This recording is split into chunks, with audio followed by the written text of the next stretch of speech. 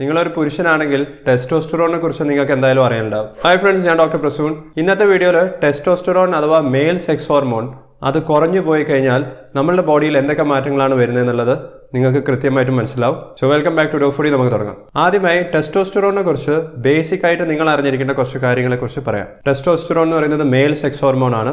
Mail gonads അതായത് ടെസ്റ്റിസിൽ നിന്നാണ് testosterone ഉണ്ടാവുന്നത്. ഓരോ ടെസ്റ്റിസിലും വയറ് പോലെ ചുരുട്ടി വെച്ചിരിക്കുന്ന കുറെ ട്യൂബ്യൂൾസ് ഉണ്ട്. ഇതിന്റെ പേര് സെമിനിഫറസ് ട്യൂബ്യൂൾസ് എന്നാണ്. സെമിനിഫറസ് ട്യൂബ്യൂൾസിൽ നിന്നാണ് സ്പേം ഉണ്ടാവുന്നത്. പക്ഷേ ഈ സെമിനിഫറസ് ട്യൂബ്യൂൾസിന്റെ അടുത്ത് തന്നെ മറ്റു തരത്തിലുള്ള സെല്ലുകളുണ്ട്. ഇതിന്റെ പേര് ലീഡിക് സെൽസ് എന്നാണ്. ലീഡിക് സെൽസിൽ നിന്നാണ് ടെസ്റ്റോസ്റ്ററോൺ എന്ന് പറയുന്ന മെയിൽ സെക്സ് ഹോർമോൺ നിർമ്മിക്കുന്നത്. ഇനി അധികം ആൾക്കാരും ധരിക്കുന്നത് പോലെ ടെസ്റ്റോസ്റ്ററോൺ എന്ന് പറഞ്ഞ ഹോർമോൺ പുരുഷന്മാർക്കല്ല സ്ത്രീകൾക്കും ഉണ്ടാവാറുണ്ട്. പക്ഷെ സ്ത്രീകളിൽ ടെസ്റ്റോസ്റ്ററോണിന്റെ ലെവൽ കുറവായിരിക്കും. സ്ത്രീകളിൽ മെയിൽ ഹോർമോൺസ് അഥവാ ആൻഡ്രോജൻസ് ഉണ്ടാവുന്നത് എഡ്രീനൽ ഗ്ലാൻഡിൽ നിന്നാണ്. സ്പെസിഫിക് ആയി പറയുകയാണെങ്കിൽ എഡ്രീനൽ ഗ്ലാൻഡിന്റെ ഔട്ടർ മോസ്റ്റ് കോട്ടിംഗ് അല്ലെങ്കിൽ എഡ്രീനൽ കോർട്ടെക്സ് എന്ന് പറയാം. പക്ഷേ സ്ത്രീകളിലെ ആൻഡ്രോജൻസിന്റെ അളവ് വളരെ കുറവായതുകൊണ്ട് തന്നെ അവർക്ക് പുരുഷന്മാർക്ക് ഉണ്ടാവുന്ന പോലത്തെ മെയിൽ സെക്കൻഡറി സെക്ഷൽ ക്യാരക്ടേഴ്സ് ഉണ്ടാവാറില്ല. സ്ത്രീകൾക്ക് അങ്ങനെ ഉണ്ടാവുന്ന ഒരു കണ്ടീഷനാണ് പോളിസിസ്റ്റിക് ഒവേറിയൻ സിൻഡ്രോം അഥവാ PCOD, PCOS എന്നൊക്കെ പറയുന്നത്. പുരുഷന്മാർക്കും എഡ്രീനൽ കോർട്ടെക്സിന് ആൻഡ്രോജൻസ് ഉണ്ടാവുന്നുണ്ട്. പക്ഷേ ടെസ്റ്റിസിൽ നിന്നുണ്ടാവുന്ന ടെസ്റ്റോസ്റ്ററോണിനെ വെച്ച് നോക്കുമ്പോൾ അത് വളരെ വളരെ കുറവാണ്. ഇനി നമുക്ക് ടെസ്റ്റോസ്റ്ററോണിന്റെ നോർമൽ വാല്യൂസിനെ കുറിച്ച് പറയാം. പുരുഷന്മാരിൽ ടോട്ടൽ ടെസ്റ്റോസ്റ്ററോണിന്റെ നോർമൽ ലെവൽ എന്ന് പറയുന്നത് ഒരു വലിയ ബ്രോഡ് ആയിട്ടുള്ള ഒരു റേഞ്ച് ആണ്. 300 നാനോഗ്രാം മുതൽ 1000 നാനോഗ്രാം പെർ ഡെസിലിറ്റർ ആണ് പറയുന്നത്. അതേസമയം സ്ത്രീകൾ കാണുന്നുണ്ടെങ്കിൽ വളരെ കുറവായിരിക്കും. അവരുടെ നോർമൽ ടെസ്റ്റോസ്റ്ററോണിന്റെ ലെവൽ എന്ന് പറയുന്നത് 15 മുതൽ 70 നാനോഗ്രാം പെർ ഡെസിലിറ്റർ മാത്രമേ ഉണ്ടാവുള്ളൂ. ഇനി നമുക്ക് ലോ ടെസ്റ്റോസ്റ്ററോൺ എന്ന് പറഞ്ഞാൽ എന്താന്ന് പറയാം. പുരുഷന്മാരുടെ കാര്യത്തിൽ ലോ ടെസ്റ്റോസ്റ്ററോൺ എന്ന് പറഞ്ഞാൽ 300 നാനോഗ്രാമിലും കുറവ് കാണുന്നതിന് ഒബ്വിയസ്ലി നമ്മൾ ലോ ടെസ്റ്റോസ്റ്ററോൺ തന്നെയാണ് പറയുന്നത്. പക്ഷേ ഈ ഒരു വാല്യൂ മാത്രം നോക്കിയിട്ടല്ല നമ്മൾ ഇവർക്ക് ടെസ്റ്റോസ്റ്ററോൺ കുറവാണോ എന്ന് പറയുന്നത്. മറ്റു കുറച്ച് ഫാക്ടേഴ്സും കൂടി നോക്കണം. ടെസ്റ്റോസ്റ്ററോൺ നോക്കുന്ന ബ്ലഡ് ടെസ്റ്റ് നിങ്ങൾ 2 പ്രാവശ്യമെങ്കിലും ചെയ്തിരിക്കണം. ഈ 2 പ്രാവശ്യം വേറെ വേറെ ദിവസങ്ങളിലായിരിക്കണം നോക്കുന്നത്. 2 പ്രാവശ്യം നോക്കുന്ന വാല്യൂസും കുറവായിരിക്കണം. നിങ്ങൾ ടെസ്റ്റോസ്റ്ററോൺ നോക്കാൻ വേണ്ടി ബ്ലഡ് സാമ്പിൾ എടുക്കുന്ന സമയം അത് രാവിലെ എടുക്കുന്നതാണ് നല്ലത്. കാരണം നമ്മുടെ ബോഡിയിലുള്ള ടെസ്റ്റോസ്റ്ററോണിന്റെ ലെവൽ മാറിക്കൊണ്ടിരിക്കും.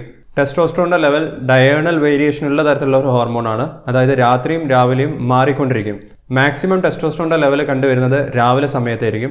8 മണി സമയത്തൊക്കെ ആയിരിക്കും ഏറ്റവും കൂടുതലായിട്ട് കണ്ടുവരുന്നത്. പക്ഷേ ഈ ഡയഗണൽ വേരിയേഷൻ അതായത് രാത്രി സമയത്തും രാവിലെ സമയത്തും ടെസ്റ്റോസ്റ്ററോണിലുള്ള വ്യത്യാസം അത് ഏറ്റവും കൂടുതലായിട്ടും കണ്ടുവരുന്നത് ചെറുപ്പക്കാർക്കാണ്.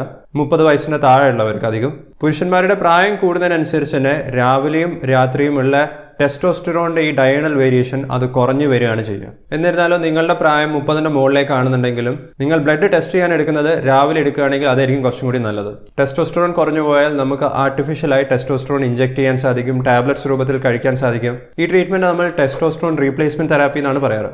പക്ഷേ ടെസ്റ്റോസ്റ്ററോൺ റീപ്ലേസ്മെന്റ് തെറാപ്പി സ്റ്റാർട്ട് ചെയ്യുന്നതിന് മുമ്പേ അധികം ആൾക്കാരും ടെസ്റ്റോസ്റ്ററോണിന്റെ ലെവൽ പോലും നോക്കാറില്ല. നിങ്ങൾക്ക് ലോ ടെസ്റ്റോസ്റ്ററോൺ ആണെന്ന് ഡയഗ്നോസ് ചെയ്ത് കഴിഞ്ഞാൽ മാത്രമേ ടെസ്റ്റോസ്റ്ററോൺ റീപ്ലേസ്മെന്റ് തെറാപ്പി സ്റ്റാർട്ട് ചെയ്യേണ്ട കാര്യമുള്ളൂ. പക്ഷേ ലോ ടെസ്റ്റോസ്റ്ററോൺ ഡയഗ്നോസ് ചെയ്യാൻ വെറും ഈ ലെവലിന്റെ താഴേക്ക് പോയാൽ മാത്രം പോരാ.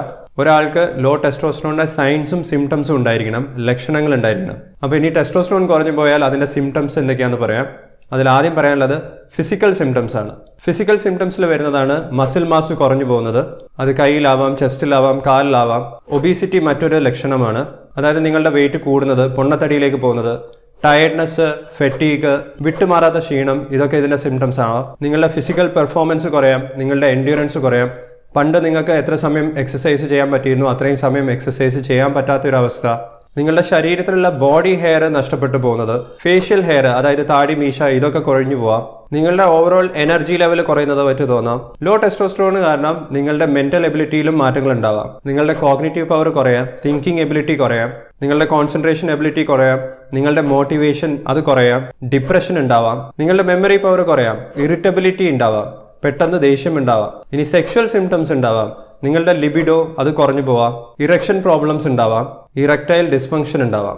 ഇപ്പോൾ ഞാൻ പറഞ്ഞ സിംറ്റംസ് എല്ലാം നിങ്ങൾ ശ്രദ്ധിച്ചിട്ടുണ്ടെങ്കിൽ ഇത് നിങ്ങൾക്ക് ടെസ്റ്റോസ്റ്ററോൺ കുറയാതെയും മറ്റു കാരണങ്ങൾ കൊണ്ടും അനുഭവപ്പെട്ടേക്കാം. നിങ്ങൾക്കിപ്പോൾ 40-50 വയസ്സൊക്കെ ആയിട്ടുണ്ടെങ്കിൽ പലപ്പോഴായിട്ടും ഇതേപോലത്തെ സിംറ്റംസ് നിങ്ങൾ അനുഭവിച്ചിട്ടുണ്ടാകും. അതുകൊണ്ട് തന്നെ നിങ്ങൾക്ക് ലോ ടെസ്റ്റോസ്റ്ററോൺ ആണോ എന്ന് ഡയഗ്നോസ് ചെയ്യാൻ 2 പ്രാവശ്യമെങ്കിലും ടെസ്റ്റോസ്റ്ററോണിന്റെ വാല്യൂസ് നോക്കി അതും വേറെ വേറെ ദിവസങ്ങളിൽ നോർമൽ റേഞ്ചിന് താഴേക്ക് നിൽക്കണം. അതിനോടൊപ്പം ഇത്തരത്തിലുള്ള സൈൻസ് ആൻഡ് സിംറ്റംസിന്റെ ഒരു കോമ്പിനേഷൻ ഉണ്ടെങ്കിൽ മാത്രമേ നിങ്ങൾക്ക് ടെസ്റ്റോസ്റ്ററോൺ കുറവാണെന്നുള്ള ഡയഗ്നോസിസിലേക്ക് എത്തിച്ചേരുള്ളൂ. ഇനി മറ്റൊരു കാര്യം നിങ്ങൾ അറിയേണ്ടത് 300 നാനോഗ്രാമിൽ താഴെയുള്ളവർക്ക് മാത്രമല്ല ടെസ്റ്റോസ്റ്ററോൺ റീപ്ലേസ്മെന്റ് തെറാപ്പി സ്റ്റാർട്ട് ചെയ്യുന്നത്. 300ന്റെയും 450ന്റെ ഇടയിലാണെന്നുണ്ടെങ്കിലും ചില ചിലപ്പോൾ നിങ്ങൾക്ക് അനുഭവപ്പെടുന്ന ഈ സൈൻസ് ആൻഡ് സിംറ്റംസ് ടെസ്റ്റോസ്റ്ററോൺ കുറവുള്ളതുകൊണ്ട് തന്നെ ആയിരിക്കാം. അതുകൊണ്ട് തന്നെ ടെസ്റ്റോസ്റ്ററോൺ റീപ്ലേസ്മെന്റ് തെറാപ്പി സ്റ്റാർട്ട് ചെയ്തിട്ട് ഇടയ്ക്കിടയ്ക്ക് ടെസ്റ്റോസ്റ്ററോണിന്റെ ലെവൽ വീണ്ടും നോക്കേണ്ടതാണ്. നിങ്ങളുടെ ടെസ്റ്റോസ്റ്ററോണിന്റെ level testosterone replacement therapy start ചെയ്തതിനു ശേഷം 450ന്റെയും 600ന്റെയും ഇടയിൽ എത്തിയിട്ടും നിങ്ങളുടെ സൈൻസ് ആൻഡ് സിംറ്റംസിൽ മാറ്റങ്ങളൊന്നും കണ്ടിട്ടില്ലെങ്കിൽ ചിലപ്പോൾ ടെസ്റ്റോസ്റ്ററോൺ കുറഞ്ഞത് കാരണം മാത്രമായിരിക്കില്ല നിങ്ങൾക്ക് ഈ പറഞ്ഞ സൈൻസ് ആൻഡ് സിംറ്റംസ് അനുഭവപ്പെടുന്നത്. മറ്റെന്തെങ്കിലും കാരണങ്ങളുണ്ടാവും. ആ കാരണം എന്താണെന്നുള്ളത് കണ്ടുപിടിക്കാൻ മറ്റു തരത്തിലുള്ള ടെസ്റ്റുകളും ചെയ്യേണ്ടി വരും.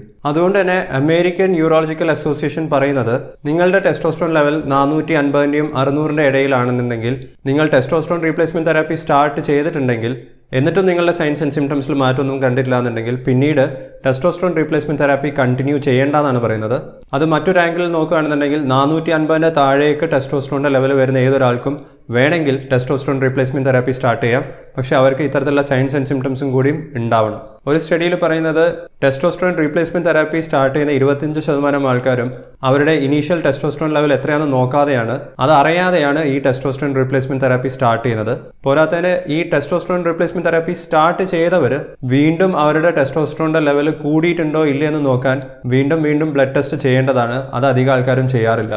നിങ്ങളുടെ ടെസ്റ്റോസ്റ്ററോൺ ലെവൽ ബൂസ്റ്റ് ചെയ്യാൻ നിങ്ങൾക്ക് ടെസ്റ്റോസ്റ്ററോൺ റീപ്ലേസ്മെന്റ് തെറാപ്പി അല്ലാതെ നാച്ചുറലി കുറേ കാര്യങ്ങൾ ചെയ്യാൻ സാധിക്കും. നിങ്ങൾക്ക് അതിനെക്കുറിച്ച് അറിയാൻ താല്പര്യമുണ്ടെങ്കിൽ ഞാൻ ചെയ്തിട്ടുള്ള വീഡിയോയുടെ ലിങ്ക് നിങ്ങൾക്ക് കാർഡ്സിലും ലൈക്ക് ബട്ടന്റെ താഴെയും കാണാവുന്നതാണ്. ഇനി നിങ്ങളുടെ ടെസ്റ്റോസ്റ്ററോൺ ലെവൽ നോക്കിയിട്ട് അടുത്ത സ്റ്റെപ്പ് എന്ത് ചെയ്യണമെന്ന് അറിയാൻ നിങ്ങൾക്ക് ഡോക്ടേഴ്സുമായിട്ടും ചർച്ച ചെയ്യാവുന്നതാണ്. അതിനുവേണ്ടി ഹോസ്പിറ്റലിൽ പോകണമെന്നില്ല. ഡോഫോഡി പോലത്തെ ഓൺലൈൻ ഡോക്ടർ കൺസൾട്ടേഷൻ ആപ്പ് നിങ്ങൾക്ക് യൂസ് ചെയ്യാം. ആപ്പിന്റെ ലിങ്കും നിങ്ങൾക്ക് ലൈക്ക് ബട്ടന്റെ താഴെ കാണാവുന്നതാണ്. ഇനി എനിക്കറിയേണ്ടത് നിങ്ങൾ ടെസ്റ്റോസ്റ്ററോണിന്റെ ലെവൽ നോക്കിയിട്ട് വാല്യൂ എത്ര ഉണ്ടായിരുന്നു എന്നുള്ള കാര്യം വീഡിയോയുടെ താഴെ കമന്റ് ചെയ്യുക. ടെസ്റ്റോസ്റ്ററോണിനെ കുറിച്ച് ഡീറ്റെയിൽ ആയിട്ട് അറിയണമെന്നുണ്ടെങ്കിൽ ഈ വീഡിയോ കാണുക. ഈ വീഡിയോ നിങ്ങൾക്ക് ഇഷ്ടപ്പെട്ടാൽ ലൈക്ക് ചെയ്യുക, ഷെയർ ചെയ്യുക. ചാനൽ സബ്സ്ക്രൈബ് ചെയ്തിട്ടില്ലെങ്കിൽ സബ്സ്ക്രൈബ് ചെയ്യുക. ഞാൻ നിങ്ങളെ നെക്സ്റ്റ് വീഡിയോയിൽ കാണാം. Thank you so much watching. By.